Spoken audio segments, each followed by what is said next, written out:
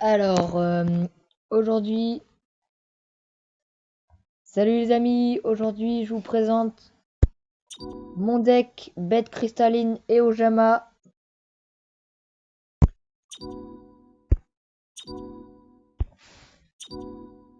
Alors on commence avec Ojama bleu, qui permet de faire des fusions Ojama.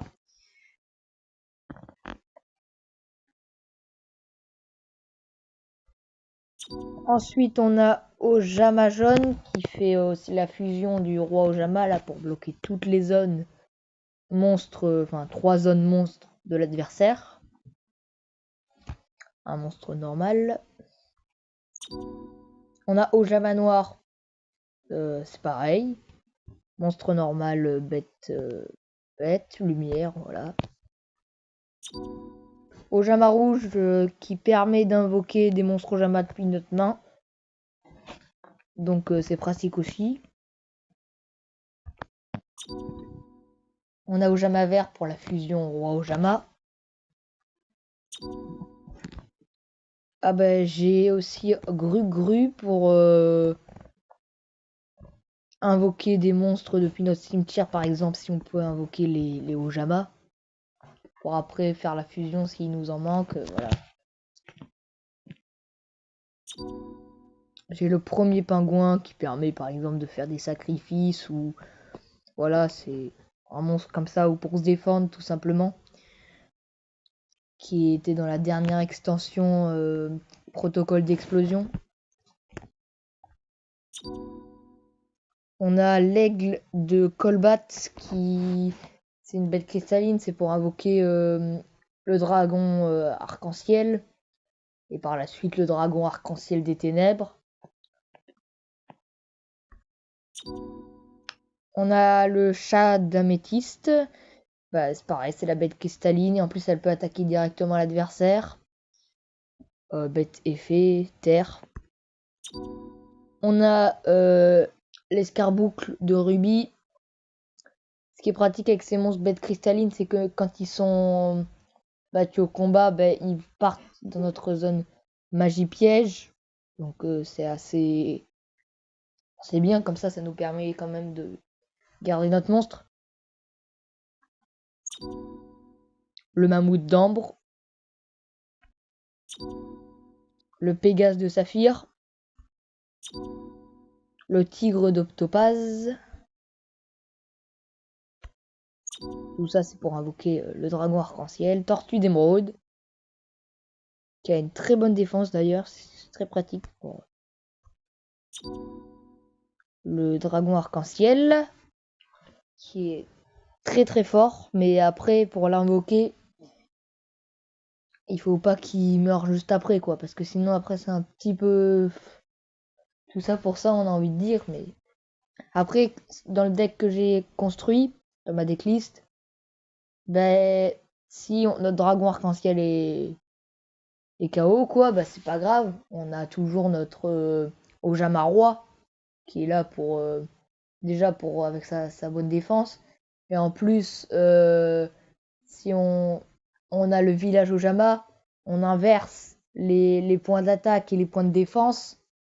Et notre Ojama roi a 3000 d'attaque. Donc voilà. 4000 d'attaque hein, pour le dragon arc-en-ciel. Le dragon arc-en-ciel des ténèbres. Avec la carte ténèbres ultime qui permet de faire fusionner, enfin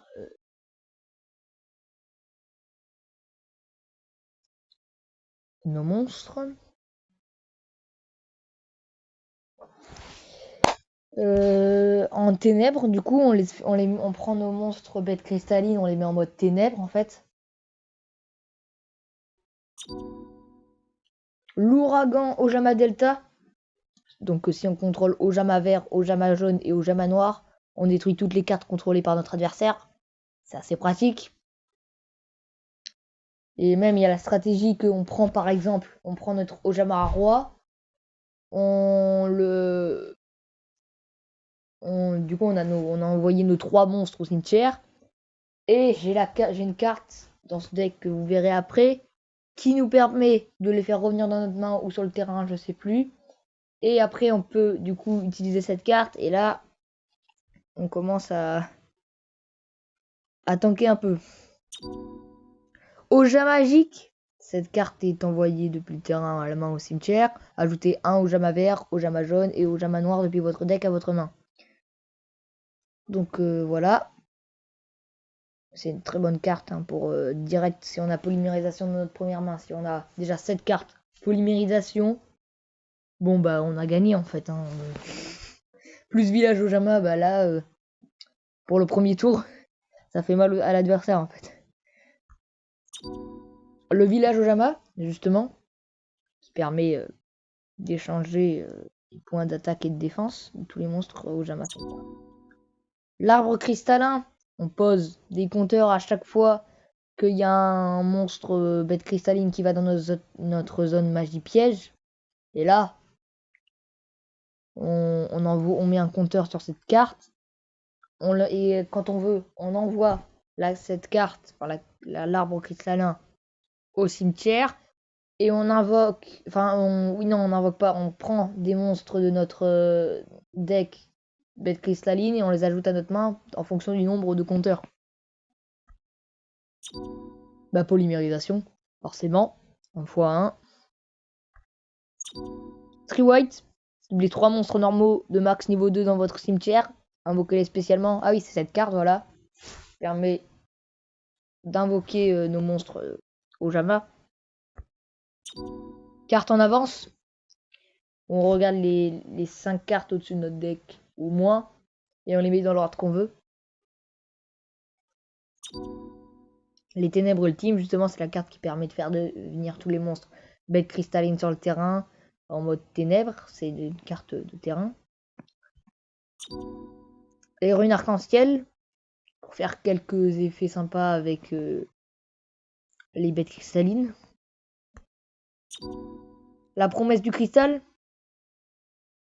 On prend un monstre dans notre zone magie piège bête cristalline et on l'invoque sur le terrain. Donc voilà. Libération du cristal. On l'équipe à un monstre bête cristalline. Il gagne 800 d'attaque. Et quand cette carte elle est détruite, enfin envoyée au cimetière, on peut placer un monstre bête cristalline depuis notre deck dans notre zone magie piège. Donc voilà. Destruction de bouclier très pratique. Quand notre adversaire ne veut pas attaquer et qu'il place son monstre le plus puissant en mode défense, bah, destruction de bouclier, on détruit son monstre qui lui a pris 3 plombes à invoquer. Le contrôle attractif. Si notre adversaire contrôle le minimum 3 monstres, bah, ils peuvent pas déclarer d'attaque. Oja match. Si on envoie un monstre Ojama depuis notre main ou le terrain au cimetière, on peut ajouter un monstre Ojama de noms différents et un monstre dragon armé. Dans mon deck, ça marche pas trop. Donc, mais c'est pas la meilleure carte du deck. Enfin, selon ce format. Enfin, le format de mon deck, quoi. Mais ça peut être utile pour, par exemple, ajouter un autre monstre qui nous permet. Par exemple, si on a Ojama rouge, on l'envoie au cimetière. Et on prend à la place, on prend Ojama jaune qui nous permet de faire notre fusion. Donc voilà. Balise de cristal. On invoque spécialement un monstre bête cristalline depuis notre deck. On doit avoir minimum 2 cartes bête cristalline dans notre zone et magie piège pour activer l'effet. Voilà. Le fossile vivant qui permet d'aller prendre un monstre de max niveau 4 dans notre cimetière. On l'invoque et on l'équipe avec cette carte. Et on bannit le monstre quand il a quitté le terrain. Et lorsque cette carte quitte le terrain, bannissez le monstre équipé. Le monstre qui est équipé, il perd 1000 d'attaque et de défense et aussi ses effets sont annulés. Donc voilà. C'est pratique pour invoquer des Ojama et les faire fusionner, toujours pareil. Grande valeur, si on contrôle minimum 2 cartes bête cristalline dans notre zone magie et piège, notre adversaire choisit une carte bête cristalline de notre zone magie piège et on l'envoie au cimetière. Et si on le fait, on pioche 2 cartes. Ça peut être utile pour piocher. Cristal Rageki. On envoie une carte bête cristalline depuis notre zone magie piège au cimetière. Et on cible une carte contrôlée par notre adversaire et on la détruit. Conclave de cristal. Une fois par tour, si un ou plusieurs monstres bêtes cristallines face recto qu'on contrôle et détruit au combat ou par un effet de carte, on peut invoquer spécialement un monstre bête cristalline depuis notre deck. Vous pouvez envoyer cette carte face recto depuis le terrain au cimetière et on cible un monstre, une carte bête cristalline que l'on contrôle et une carte sur le terrain, renvoyez-les à la main. Tempête de cailloux, on cible une magie piège sur notre terrain et une magie piège sur le terrain de notre adversaire et on les envoie à la main. Le concentrateur de dommages, lorsqu'on reçoit des dommages de combat, on défausse une carte et on invoque spécialement un monstre depuis notre deck avec une attaque inférieure ou égale au dommage de combat qu'on a reçu. Donc pour invoquer des Ojama, toujours pareil. Les filets gravitationnels, ça c'est pratique vu que nous, la plupart des monstres du deck, ils ont dans les niveaux 4, niveau 3, niveau 2, les monstres de minimum niveau 4, ils peuvent pas attaquer. Donc notre adversaire il est embarrassé et nous on est assez tranquille. Surtout si on a le Puma bête cristalline, ça nous permet d'attaquer directement à chaque fois les points de vie de notre adversaire si on se débarrasse pas de cette carte. Et là, s'il nous détruit pas notre Puma, ou s'il nous le met pas dans notre zone magie piège, parce qu'après on peut continuer avec le dragon arc-en-ciel, on peut essayer de détruire cette carte. Si on a la tempête de cailloux, on peut la renvoyer à la main. Ouais, on peut faire des trucs comme ça.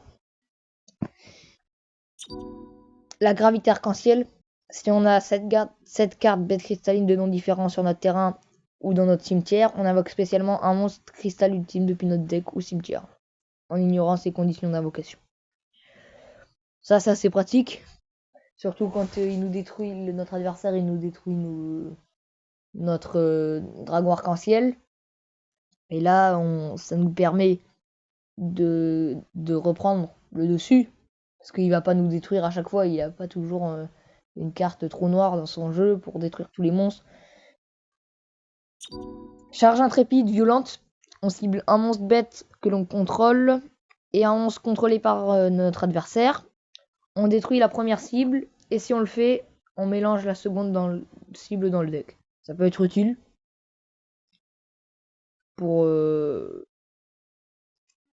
s'il y a un monstre qu'on n'aime pas sur son terrain, un monstre par exemple fusion, je pense.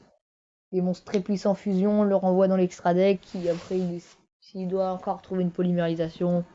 Voilà. La vitalité arc-en-ciel, on défausse une carte et jusqu'à la fin de ce tour, chaque fois qu'on va recevoir des dommages, on gagne autant de points de vie à la place. Ojama roi. Ojama vert plus Ojama jaune plus Ojama noir.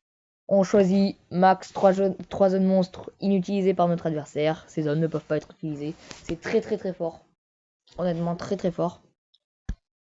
Et si on a une deuxième polymérisation où on a que deux Ojama, on peut invoquer le chevalier Ojama, un peu moins fort, mais quand même assez fort. On choisit deux zones monstres inutilisées par notre adversaire. Ces zones ne peuvent pas être utilisées. Donc, le mieux avec cette carte, c'est que on fait un deck avec que des cartes Ojama. Donc, on x3 à chaque Ojama. On a 3 polymérisations. On fait fusionner. Et là, on peut bloquer toutes les zones monstres. Mais après, il faut quand même avoir de la chance parce qu'il faut qu'il ait pas de monstres sur son terrain. Et avec la méta actuelle, pour que notre adversaire n'ait pas de monstres sur son terrain, c'est un peu compliqué. Et voilà, c'est terminé. J'espère que cette vidéo vous aura plu et qu'elle vous aura aidé. Peut-être que vous voudrez construire ce deck chez vous. C'est assez facile parce que toutes les cartes, à peu près, toutes les cartes de ce deck sont on peut les retrouver dans une boîte Speed Duel. la boîte Duel Academy, Speed Duel Box Duel Academy. Donc c'est assez pratique ce deck parce que on a vraiment besoin presque que d'une carte à quelques exceptions près. Donc c'est ça qui est pratique. Et après c'est un bon deck pour s'amuser entre amis. Mais après vous n'allez pas aller en tournoi avec ça. Enfin oui, voilà, c'est pas un deck ultra compétitif non plus. Mais c'est un deck pour s'amuser. Donc ben, on se retrouve bientôt sur Zoblon TCG. Peut-être pour une prochaine decklist. On verra. Salut!